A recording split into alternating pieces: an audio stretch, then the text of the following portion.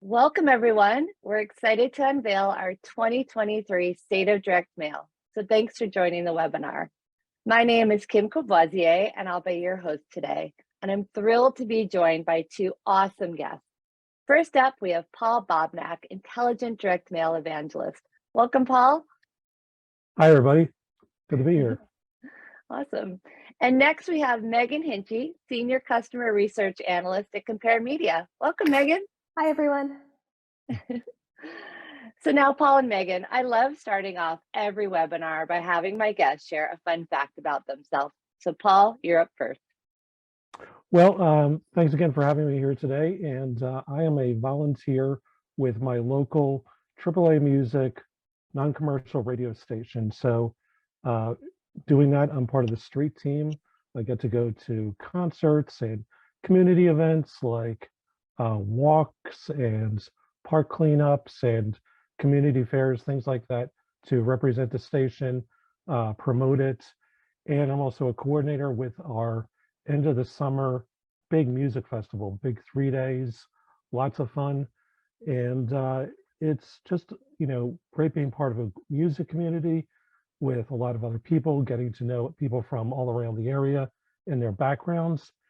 And along the way, I learn a lot about nonprofits and fundraising and marketing as well.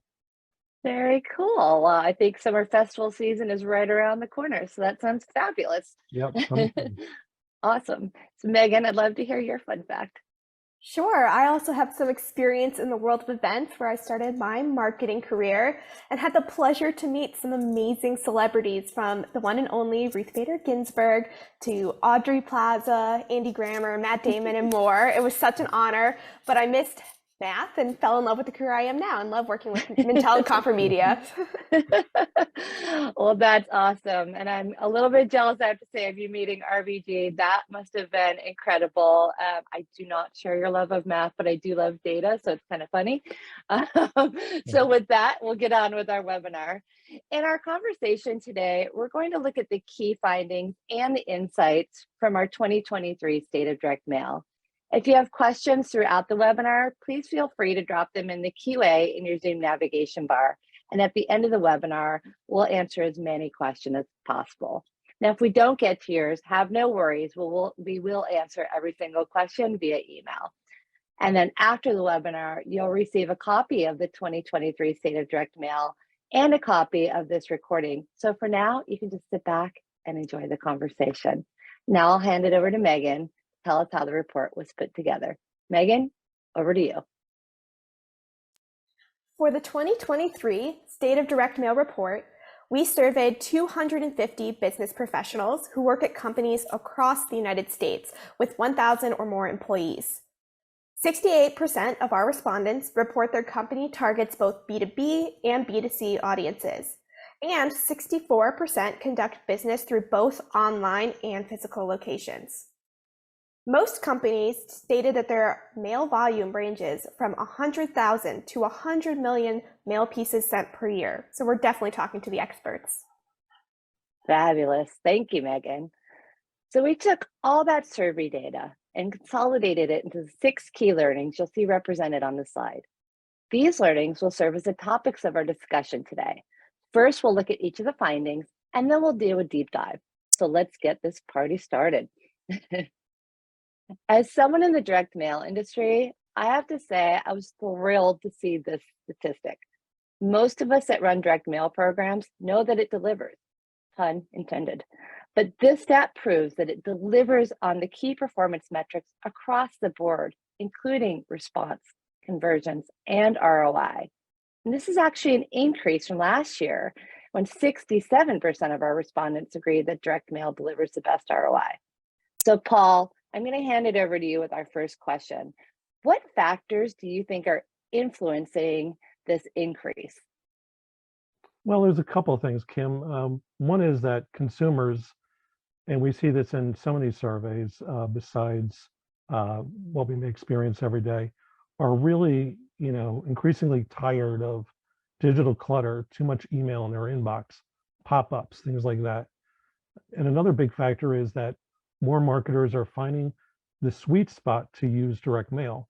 I'm sure we'll touch on that later, But when you know that you need to stand out to customers and prospects, you'll find the right place to use mail, like retention campaigns, for instance. That's a great opportunity for marketers and nonprofits, and one of my favorites.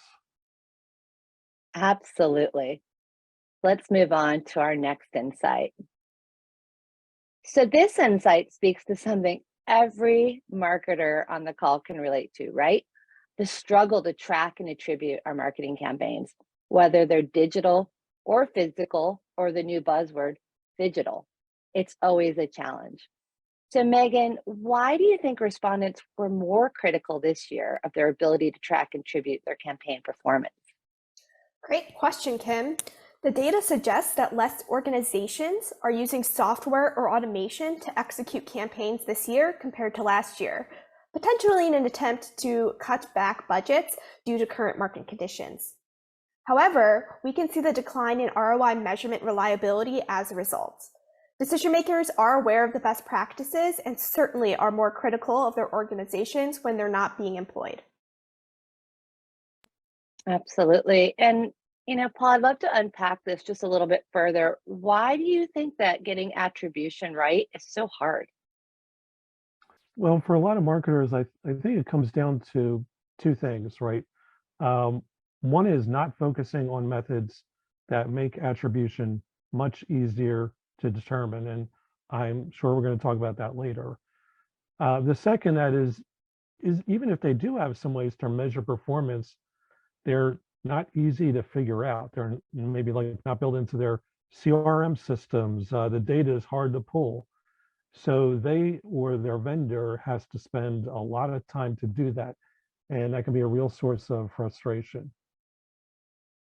Yeah, I bet every one of us on this call have been there trying to do things manually and, doing things very isolated and disparate systems. And we'll talk a little bit about integrating things with your tech stack later. I'm curious, Paul, just one more question on this, and then we'll move on to our next learning. But what do you think that direct mail practitioners can do in 2023 to really nail this and to get their attribution right? Well, the easiest thing is to put in place people and methods that track performance. It could be a person, and maybe even better with a team that has responsibility for direct mail and can advocate for more automation that can track performance and to use those findings to adjust and maximize their campaigns and improve their ROI.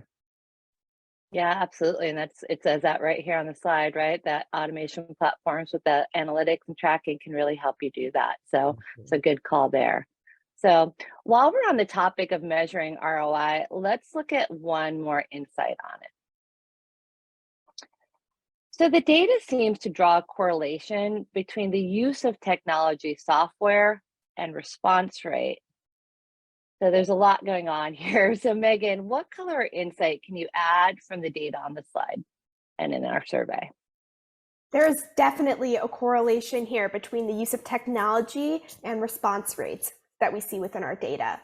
From cleaning bad address data to adding personalization and increasing visibility in campaign tracking, software partners can improve campaign targeting and therefore response rates for all campaigns despite industry. What's more is these software providers may be able to employ more mature ROI measurement tools to better support this response rate tracking efforts. Yeah, it's all about making your life easier, right? So, Paul, in your years of experience, how would you say the use of technology makes an impact in this area versus trying to kind of DIY it? Oh, well, it's improved vastly just in the last few years. I think about what marketers years ago could have done with all the tools that are available today. Uh, all the benefits that digital channels have in tracking response are translatable to direct mail. If you have a software platform to do it and people who know how to use that data to improve campaigns even further with better segmentation or personalization, getting into the mail sooner, all those things you really need to do. Agree 100%. So now let's move on to our next insight, where we'll look at direct mail budgets as a percent of overall marketing budget. And I've got to say, I didn't know what to expect when we asked this question on our survey based on the current macroeconomic conditions, right? It's a little rough out there. But 58% of our survey respondents indicated that their direct mail budgets were increasing in 2023. Whoa, right? So Megan, why do you think that is based on the data? There are a few key reasons respondents indicate these increasing budgets. For one, as you mentioned, current macroeconomic conditions suggest rising input costs across the board. Direct mail marketers may have to spend more just to maintain what previous campaigns were doing. Additionally, in this inflationary period, we see increased competition for consumer attention. Marketers have to spend more to reach the same results in ROI. My interpretation of this finding, all in all, is that while nominal budgets are increasing, that real dollar value of spend may actually be staying stagnant, if not decreasing. Yeah, the I word that none of us want to think about, inflation. So Paul, when you're looking at the percent that we've talked about here of overall marketing budget the businesses are allocating to the direct mail, what are your thoughts? Is it enough based on what Megan just said? Yeah, well, I'm not totally surprised, Kim, to build on what Megan just talked about, bouncing back after the pandemic really disrupted a lot of things. The cost of consumables for marketers like paper and ink have gone up. There's supply chain and labor issues. And the big one we have to worry about twice a year now, postage increases. And that means you have to spend more just to stay even, as Megan noted. And as some companies have become more refined in how they track performance, they see mail that's well done produces great ROI. So that's some encouragement right there. Absolutely. And it's a nice transition because our next insight is around challenges, and all of these things that you've noted are challenges with supply chain and postage increases and things. But what we'll talk about as we get further into like our use cases is also, how marketers today are mailing smarter, not harder, and they're really looking at, less is more. So they're not trying to like just blast it out to everyone. So let's look at our 3 most common direct mail challenges. The challenges here in our key finding 5 really strike my curiosity because they seem like things that can be overcome. So Megan, what does the data tell us about these challenges with technology or software? Well, we see with the decline in technology usage an increase in these challenges year over year, particularly with bad address data. We also saw that the inability to verify addresses ranked in the top 5 list of our challenges overall. These challenges can certainly be mitigated through the use of software platforms to educate campaigns. They can increase visibility, improve tracking from technology partners, and can help to address some of the concerns with poor response rates in doing so. Awesome. And Paul, do these challenges, are they new? Are they, what we see year after year after year? What's your take on this? Yeah, well, Kim, for some of the companies I've talked with, over the years, yeah, absolutely. These are, this is what's on their mind. And let me just say that getting your data right should always be your first priority. There are lots of easily available tools like USPS, National Change of Address, and vendor solutions to help. Budget, again, with inflation pressures and other factors, that you need to show that mail produces great ROI when it's done well, and that ties directly to response. If you as a marketer have methods that can easily track response and you adjust your campaigns to maximize your ROI, you're going to be confident that you're not throwing away money. Yeah, those are great points. And, you brought up some of the challenges and changes during the pandemic. And, I think it was a big shift, especially if you're targeting, B2B, and all of a sudden now a lot of your targets are working from home. Like, how do you get home addresses? Like, that's a new challenge, right? Absolutely. So that's an interesting one. All right, so let's take a peek into the future at our last key findings and see what marketers are striving for. Given the challenges we identified, it wasn't surprising that more marketers are looking to invest in technology. So, Paul, what do you think the most important things companies will look for when vetting technology solutions here? Well, a couple of things, Kim. One is the ability for them to integrate their mail efforts with other digital channels and be a lot more omni-channel. That gives your brand credibility. It expands your reach. Another consideration, which is related, is tech that improves your workflow, whether you're working with an outside vendor or doing everything in-house or part of it in-house. This is especially true when you want to get into the mail faster and to sync up with your digital efforts. And all that data, you want a solution that thrives on accurate, robust data and lets you easily do segmentation and personalization as you see fit. Yeah, I think that's so important. And, it's something we'll focus on a lot this year is, we're seeing marketers saying that 74% of them agreed, right? That direct mail is delivering the best response, conversion, and ROI.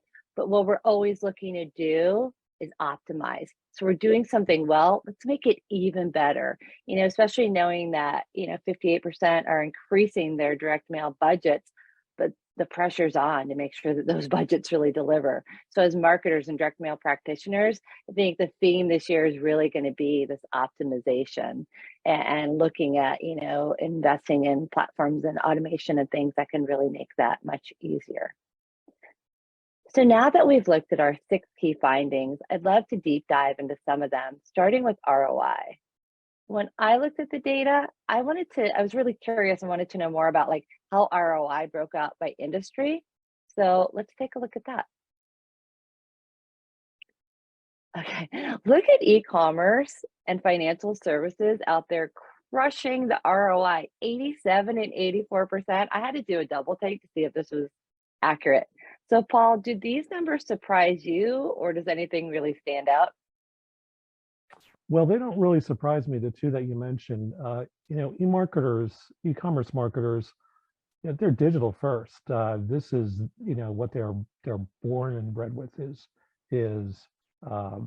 digital tools. So they have, the understanding needed for measuring ROI.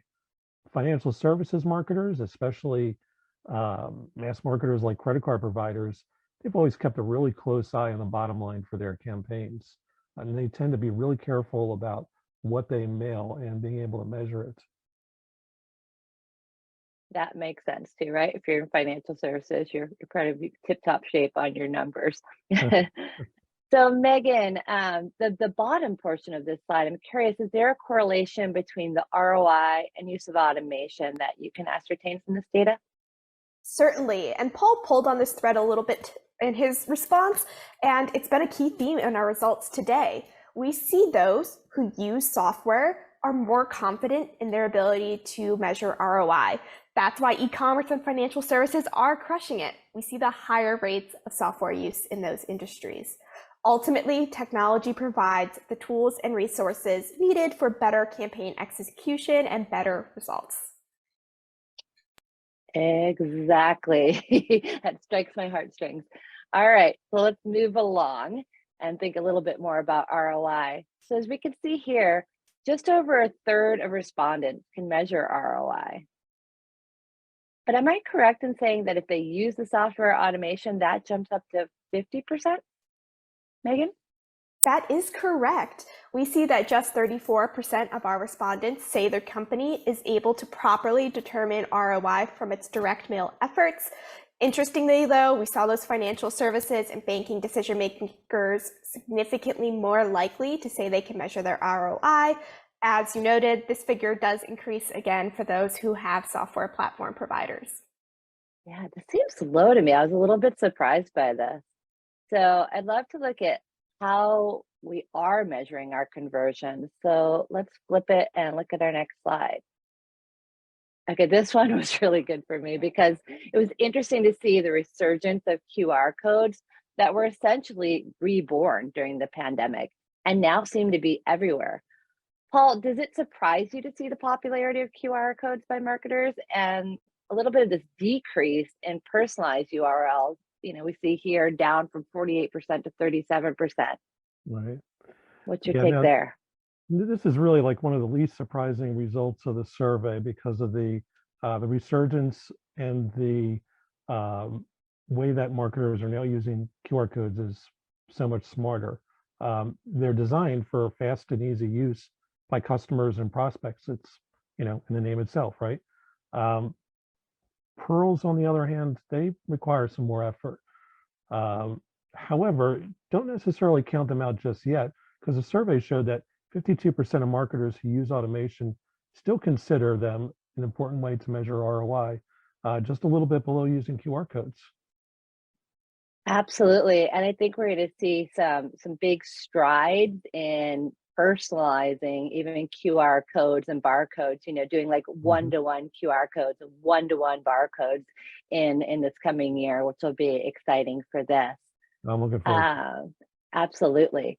And, we've talked a bit about, the ability to measure based on if you're not using technology and if you're using technology or automation. So Megan, how do these measurement tactics vary by those who are using automation versus those who don't? I think we have a slide here. Across the board, we see an increase in the usage of more mature measurement tactics for those who use software. For example, look at that huge difference in those who use automation for QR codes. It's almost double the amount of our respondents here using QR codes. We also see the usage of personalized URLs increase substantially for those who use software platforms. We really know that software enables direct mail marketers to employ best case tools and resources. Yeah, absolutely. And this is that case where we talked about earlier in making your life a little bit easier and mailing smarter, not harder. So don't make it harder on yourself. So now let's chat for a few minutes about direct mail use cases. As someone who spent over a decade working in the email marketing industry, seeing that 72% of marketers use it in tandem with direct mail is no surprise. They're two channels that are total workhorses. So Megan, what else can you tell us about how marketers are using direct mail with other digital channels? In this digital world, marketers are often looking to integrate direct mail as an omni-channel strategy approach. Few campaigns depend solely on direct mail. It's unsurprising to see this alignment with email efforts and social and text campaigns as well. This also parallels our growing trend to integrate technology into direct mail campaigns as well, like our increased usage of QR codes. I predict we'll see plenty more of this integration throughout the coming years. Absolutely. And it was interesting even to look at some of the other tactics on this side. Like I said, email sort of this no-brainer, but seeing how high, social and SMSs and even podcasts. At Loud, we recently launched a podcast and we're using direct mail in tandem with it, as you would expect, drinking our own champagne, so to speak. So it's really interesting to see all the different channels being used across the board and this integration. So now let's look at how, as marketers, we're using direct mail across the customer lifecycle, shall we? So as we're looking at this slide, retention rules supreme when it comes to usage and response rate. Paul, what do you think about that? Well, Kim, we really zeroed in on retention in a previous webinar, and this finding backs up completely the importance of using mail for keeping customers, for cross-selling and upselling them. When you use data in smart ways by segmenting it and customizing relevant offers, copy, images to target customers better, you're going to get better results. And you'll improve their customer experience, which improves lifetime value. So, lots of wins all around. Absolutely. And, the next obvious question is, what about acquisition use, right? Are marketers still on board with new customer acquisition? And absolutely, yes, acquisition response rates are moving on up. And this correlates to the data from our State of Direct Mail Consumer Insights where 44% of the respondents said they prefer direct mail as a communication channel for brands they don't know yet. So Megan, what other insights would you call out from all the data we're seeing here? Overall, we do see an increase in response rates year over year for a variety of different types of campaigns. Not only does direct mail prove to be an effective process for new customer acquisition, it's a great touch point to foster existing customer relationships, with 70% of our respondents saying the average campaign response rate is at least 5%. By volume, we saw that these campaigns focus on existing customer retention and new customer acquisition. So it's great to see such high response rates across the board. Absolutely. And Paul, I'd love to hear why you think response rates for acquisition campaigns and response rates are on the rise and what's contributing to that. Like, what are marketers doing that's working? Well, I think some of it goes back to what we've talked about before. If you're marketing in several channels, there's this halo effect, right? That increases your credibility in the eyes of the consumer. And because mail is tactile, it gives marketers another way to experience your brand, to be wowed. Add to that using good data, a compelling offer, personalization. You provide additional value to the prospect and hopefully make them a customer. Nice. And we do talk a lot about that physical element of direct mail, and especially for new customers, it's something they can, even put on the fridge, tuck in their pocketbook for when they're out and about and bring it into a location, or it's just this reminder, right? Because it's something you could touch and feel. So I love that element of it. All right. Now let's take a look at batch or generic campaigns versus personalized and see how much they're being utilized. This one was a little confounding for me, I have to admit. It seems a bit surprising given that 52% of consumers in our Consumer Insights report said they actually prefer direct mail campaigns that are personalized for them. So Megan, help me understand this. What's the data telling us here? Certainly. While personalized campaigns are a preferred best practice, it's clear that the reality does not reflect their use. We see an increase in the proportion of batch mail sent year over year, potentially as a shift as marketers are doing more in-house to save money.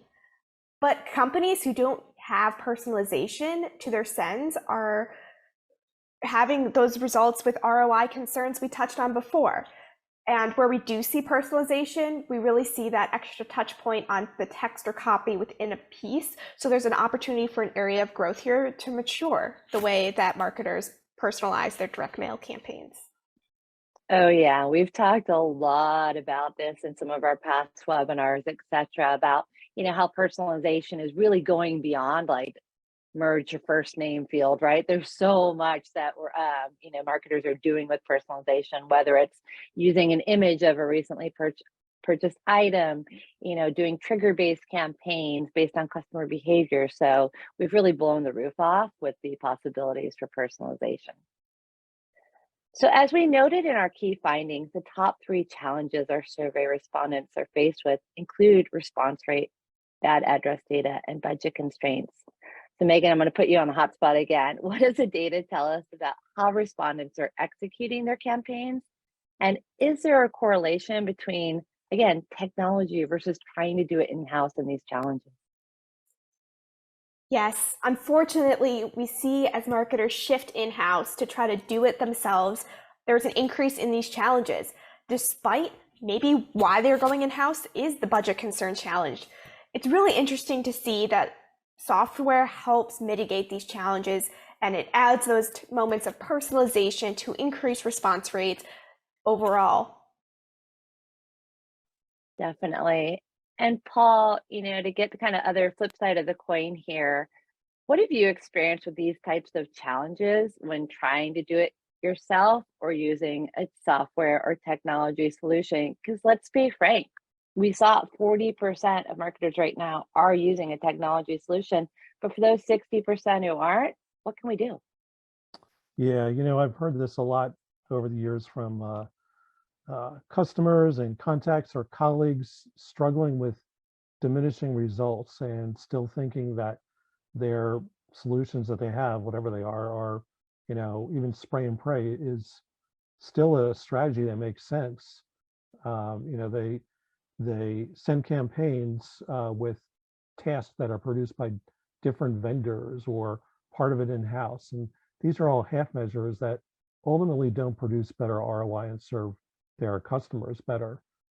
There's so much frustration. They're not exactly sure what they need to do or to invest in to improve. Absolutely. We've probably all been there and experienced some of that before. But, as we've touched on as well, in integrating your direct mail campaigns, with your omni-channel strategy and integrating with your marketing automation platform and your CRM enables you to do, much more advanced, sophisticated things so that you can trigger campaigns based on customer behavior or based on the data that you have. So you don't have to, try to have these big, heavy lifts. So we've been looking at a lot of results in a very general sense. And, I'm always curious. We looked a little bit by industry. So we did break out our results a little further, see how different businesses are using direct mail. So I'd love to take just a couple of minutes and do an industry lightning round. Y'all ready?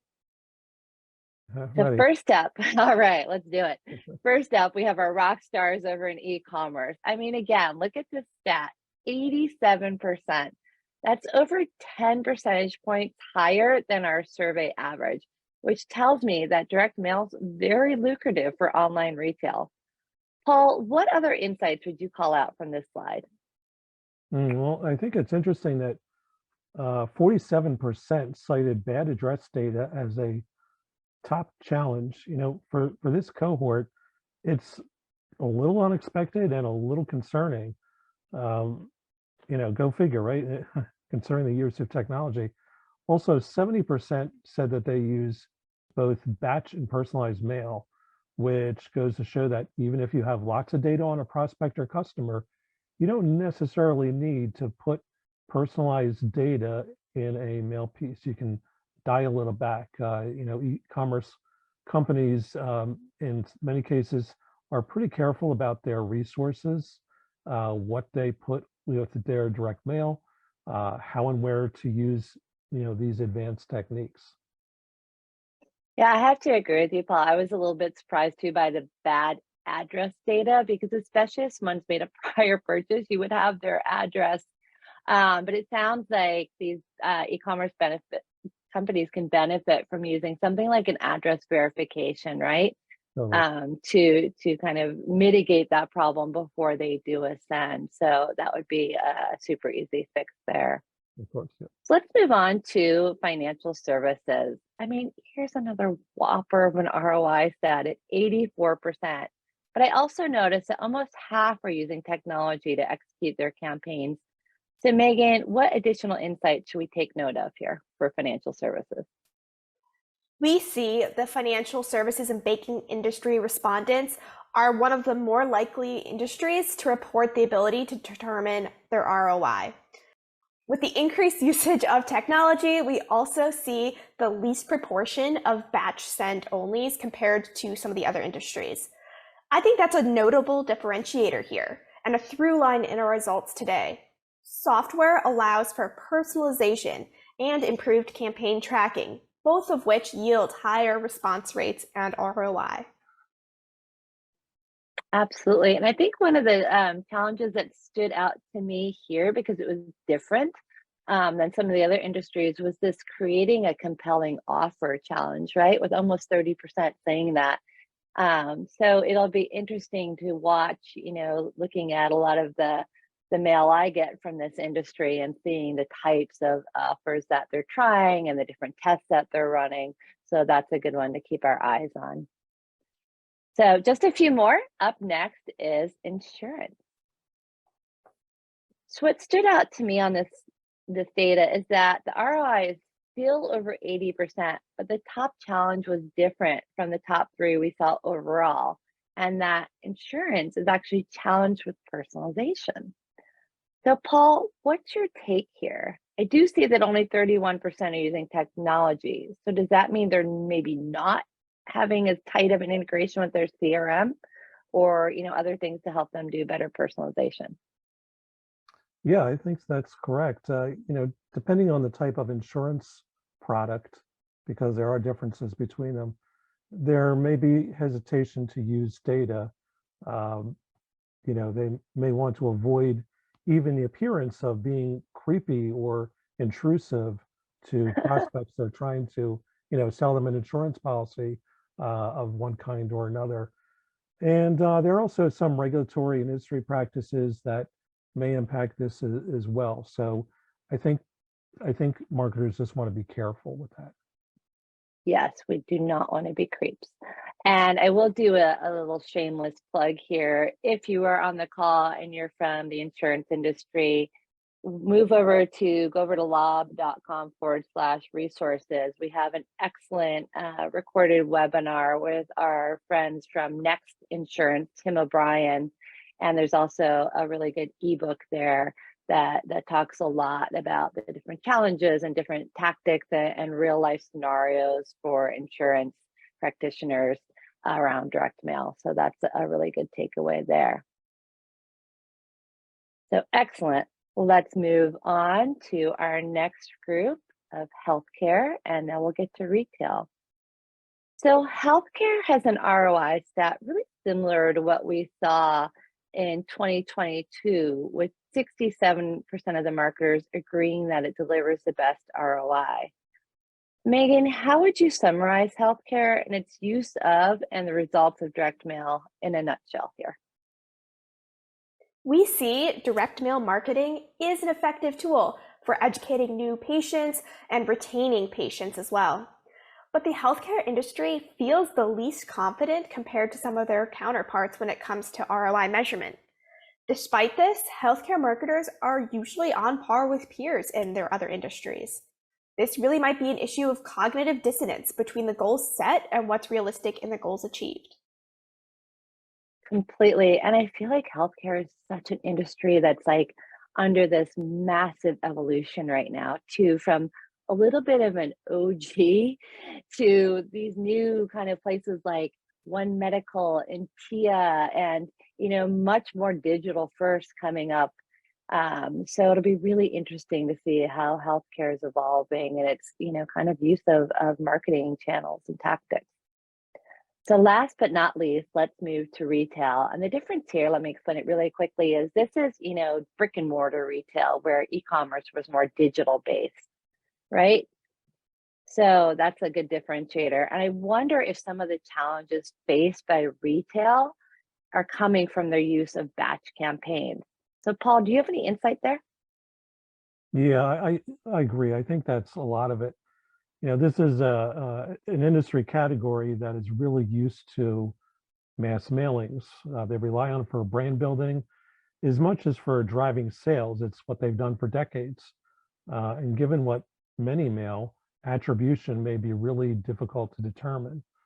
For a lot of them, I think retention offers of all kinds can be much better at measuring and proving ROI. And they can use data much more smartly because they target customers with segmented and personalized offer. The thing is, those factors of increasing costs that we talked about and that the marketers mentioned in the survey is something to be concerned about. They really have to improve, for instance, that 32% bad address data figure. Yeah. And I noticed, you just said the 30, it's a lot of 32% on here. But, and I noticed that their use of technology is actually lower than the kind of average, right? The general stats we had, it was 40%. So they're lower than that. And so that might be that correlation too, right? They're not digital first. And so they haven't adopted these technologies, which would actually help them with bad address data and help them do better personalization. So, it's a symbiotic relationship. So maybe we'll see more retailers adopting that as we go forward. So that ends our industry-focused lightning round. So we're going to move on into our final stretch and discuss the future and wrap up. So marketers told us they want to modernize their existing direct mail processes, and top improvements include design, copies, calls to action. We hear you, financial services. Better integration with their other digital efforts, adopting new technologies, and increasing personalization. Paul, do any of these surprise you? Well, better designs and copywriting and CTAs is a little surprising because those are issues that marketers have, had forever.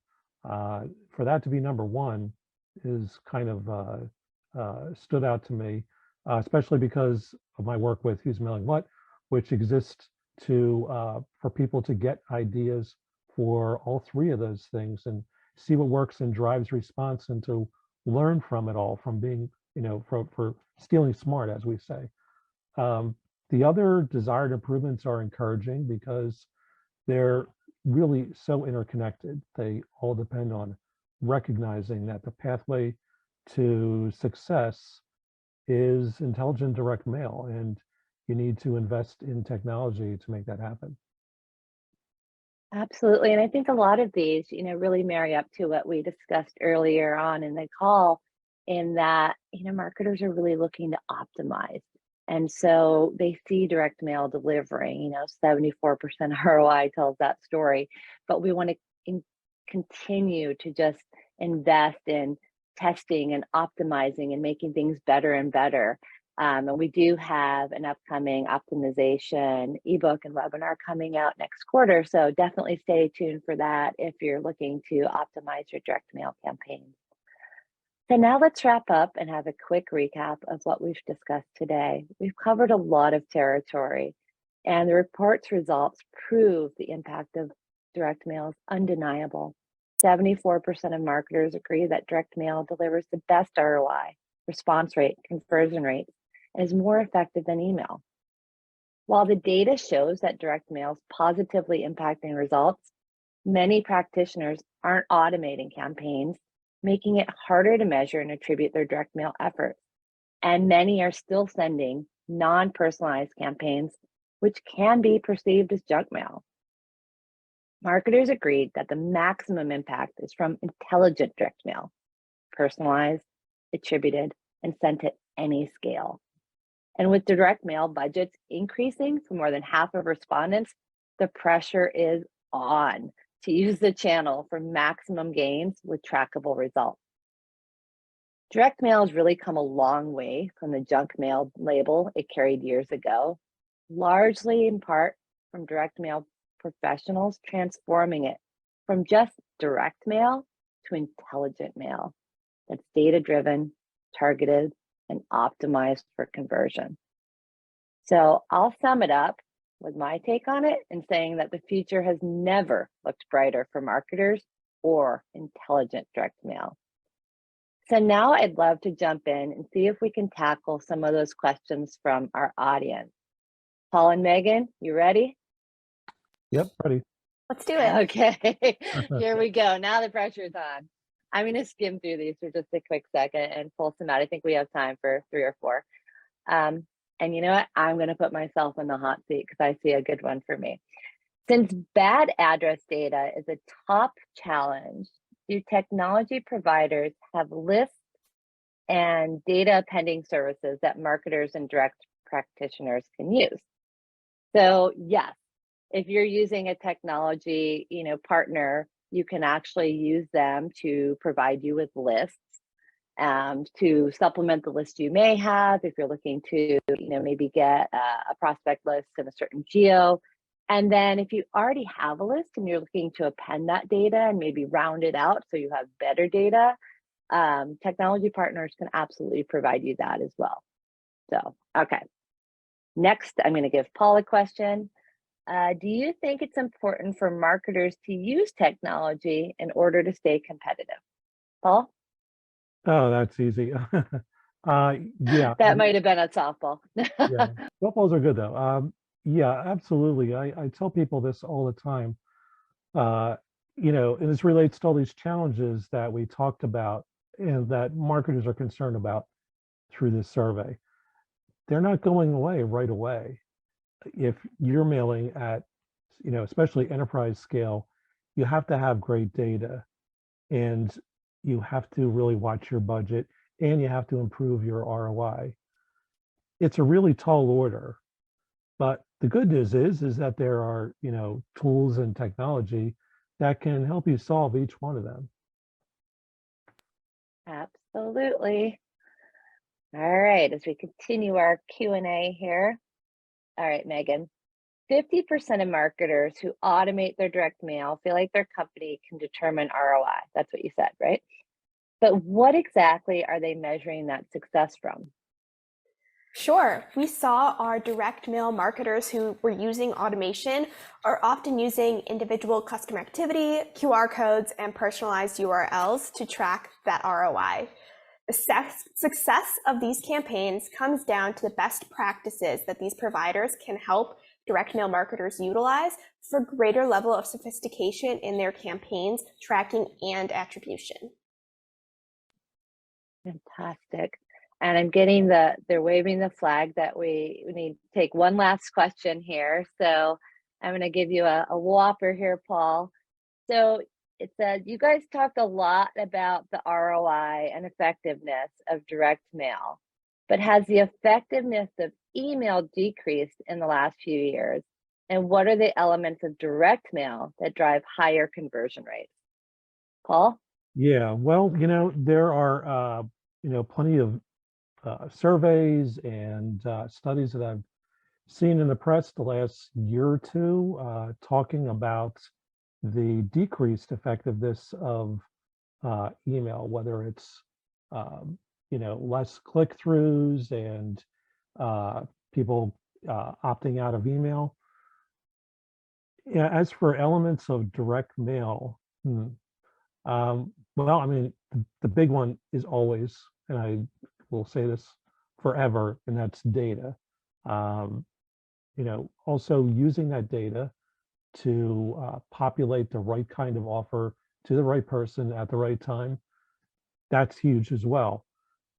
And we know that, through the survey, there's people, who are also looking at where they can be creative and, whether it's their design, their copy, their format, any of those three things. When you, figure those three parts out and you fit that into some sort of an automation schedule, then you'll get better ROI. I couldn't have said it better myself. Thank you both for participating in our lightning Q&A round.